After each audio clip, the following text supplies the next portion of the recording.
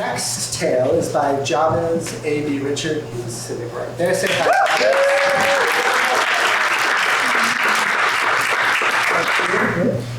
Jabez lives in Bellingham with his partner and 2 kiddos. His fiction and poetry, inspired by the cold, dark beauty that permeates the PNW, has appeared in Jeopardy magazine, Writers' Corner Anthology 2024, and Whatcom Writes 2025. On those days when his literary muse is resting, he takes solace in spinning deep-cut funk records and cuddling his puppies.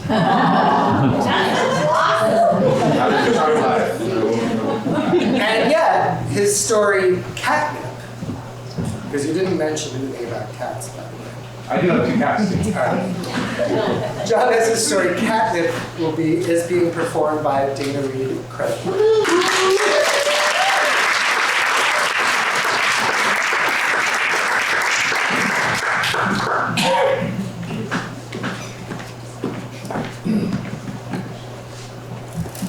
Oh, I need that light back. Thank you.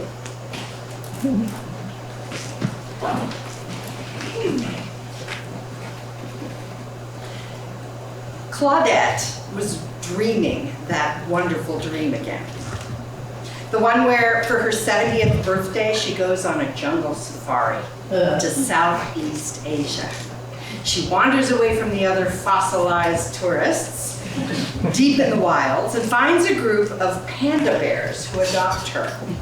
She gets to ride on them and go on fun panda bear adventures.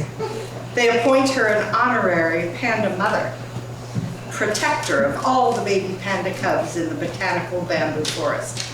Patches of black and white fur grow on her body, and she feels her hands and feet begin to change into paws, her fingernails transforming into claws. The dream ends abruptly, and Claudette is snapped awake by the sound of her cats chasing each other through the condo. For weeks, months even, she has sought the dream jungle and her panda family. Losing them fills Claudette with existential remorse. What a cosmic cheat to finally find her spirit fellowship and feel their love and acceptance, and only to have those darn cats, Little Buttons and Momo, go and make such a ruckus, stealing Claudette away from her panda clan. The catnip treats that Irving bought are to blame. She warned him this exact thing would happen. That Irving. You know, he means well, but he never thinks things through. 50 years of this nonsense, Claudette swears, and he is still worse than a teenager. Hopefully the cats will mellow out in a few minutes and Claudette can fall back asleep. With luck, her panda friends will be there waiting. In the other room, a hectic chase shakes the condo to its laminate flooring. Every step becomes accompanied by the ripping of carpet by cat claws. Somehow, Irving sleeps undisturbed by the noise. Furniture clamors and falls to the floor. Claudette squeezes a pillow around her ears and pulls the blanket over her head, imagining herself rearing panda cubs. But the loud guttural mewling persists. More breakables break, and Claudette recognizes that this is not a problem that will resolve itself. From long experience, she knows that if she gets out of bed, she won't be able to sleep for the rest of the night. And she refuses to sacrifice her panda dream, which takes precedence over everything. The time has come to wake up Irving. He bought the catnip after all. He should be the one to deal with the hyper kitties. Stupid Irving. Stupid catnip. Didn't I warn him this would happen? Though she continues to hold him accountable for the current debacle, Claudette admits that it isn't just Irving that's wearying her. The whole darn town has lost its footing and tipped over. One group of neighbors makes a bunch of empty promises, another group challenges them and offers equally insincere, unrealistic solutions. Citizens revolt in the streets. People's pets get caught up in the fray and injured. To Claudette, it is clear as day. Civilization has failed. Just the same, Irving has to quit being impulsive, especially now with Claudette's dizziness and fainting. She'll have to tell him about that sooner or later. But first, he needs to knock some sense into those crazy felines. With her dominant hand, she gives him a firm shove. Irving begins to snore. In the darkness, all the noises in the house amplify to an uncomfortable volume. Irving's snoring has that arrhythmic stutter that causes Claudette's jaw to clench. He could be choking. She wouldn't know the difference. In another part of the house, the cats have finished their chase and appear to be tearing a newspaper into very thin strips. Except it's probably her Davenport getting shredded. Add to that a heavy stream of liquid, like a bottle of sarsaparilla, being poured out on the linoleum. Claudette knows the sound comes from little Buttons doing his business, but it's deafening. How much did that cat have to drink? The jiggling of her bedroom doorknob draws her attention. Do the cats know how to open doors? Or is the condo falling apart now? The knob trembles a few more times before turning completely, the door creaking open. Claudette's eyesight barely functions at night. The whole bedroom appears to her as a singular dark blob. Despite this hindrance, she can still detect a blur belonging to something much bigger than either of the cats. Not even Momo, that fatty puss. As the creature moves, its claws gouge holes in the carpet with every step. From the nightstand, Claudette grabs the water glass and hurls it at the animal. Though the glass bounces impotently against the far wall, the water spills out and whatever is stalking around on the floor hisses emphatically before fleeing back out the door. Mrs. Zinnia, the neighbor, has said she's had trouble lately with raccoons getting into her trash, but she hasn't mentioned anything about them growing to an abnormal size. Were these a pair of Goliath raccoons? Claudette's thoughts flicker to the monster rats that form a living lair beneath the streets of New York City and shivers. No doubt, a mother panda would put them in her place, though. Was it aliens? No. Aliens only visit rural areas, she's pretty sure. It occurs to her that she might be caught in one of those dreams within a dream. She pinches herself extra hard just to test her theory. That was stupid, Claude. Now you're gonna have a big ugly bruise on your arm. The sound of a cat projectile barfing in the other room sounds too real to be imagined. Once again, Claudette sinks her head beneath the blankets and visualizes bamboo. But her panda family refuses to manifest. The cats, or whatever they are, have begun another round of demolition chase. There will be no negotiating this cacophony unassisted. Claudette decides to take some of the sleeping pills she keeps in the nightstand, a habit that has increased of late. She has nothing to wash them down with, and dry swallowing pills hurts her throat, usually triggering uncontrollable gagging. Fortunately, this time she ducks them down without incident.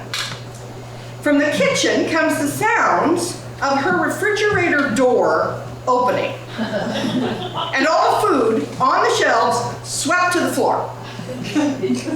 Beside her, Irving snores modulated to a series of wet wheezes, punctuated by an itinerant horse chuff. Those pills better kick in soon, or I'm going to have to start praying to heaven. A downy warmth cradles Claudette's aching body, allowing her old joints to finally relax into the mattress. The darkness of the periphery of her vision glows with an ebony fuzz. All the ear-shattering noises in the house recede into a corner in her awareness. She can almost hear a soft breeze rustling leaves in the upper canopy of the botanical bamboo forest.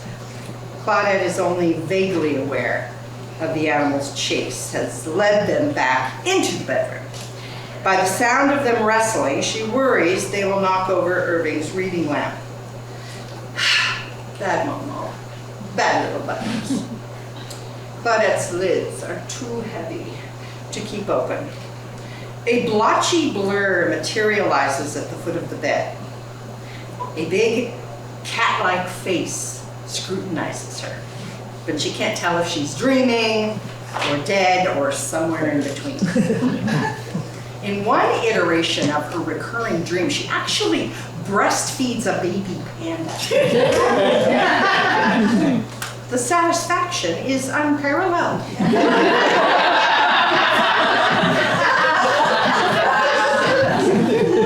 Suddenly, the big cat shape leaps onto the bed, right onto Claudette's chest. Its matted fur looks more like a Halloween costume than actual hair, and the creature smells like a ripe compost heap. Its claws pierce through the blankets. Claudette screams, and the animal yowls a vehement declaration of war and slices at her face, missing by a fraction and clawing the feathers out of her favorite pillow. In the next instant, the cat creature vanishes and Claudette loses consciousness. On the same day that Claudette receives a very special package in the mail. She also finds a very interesting story in the newspaper. In the paper, between an article on famines in Africa and another on school shootings in Texas, she reads about the capture of a man dressed as a cat who has been caught killing and eating a local man's chickens. The article says that while the man seemed to comprehend English, he refused to speak beyond growls, hisses, and spits. Apparently, several years ago, a pair of orphaned siblings disappeared into the woods, and many believe they were raised by cougars.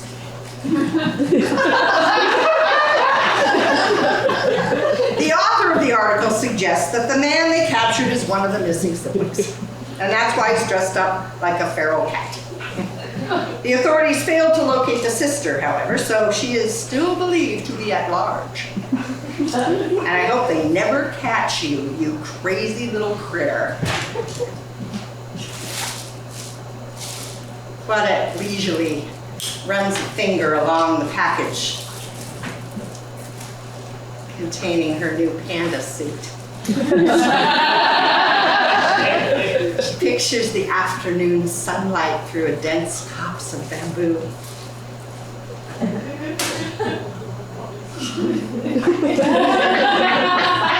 She is ready to book that jungle safari trip, and a one-way ticket will suffice.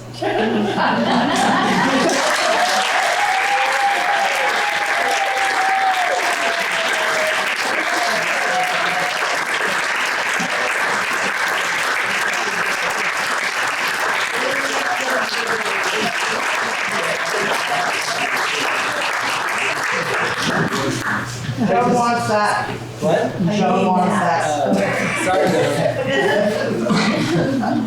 I love how much fun you guys have with this. It's so good. And I gotta say extra thank you to Dana, who runs the Whatcom County Theater Group.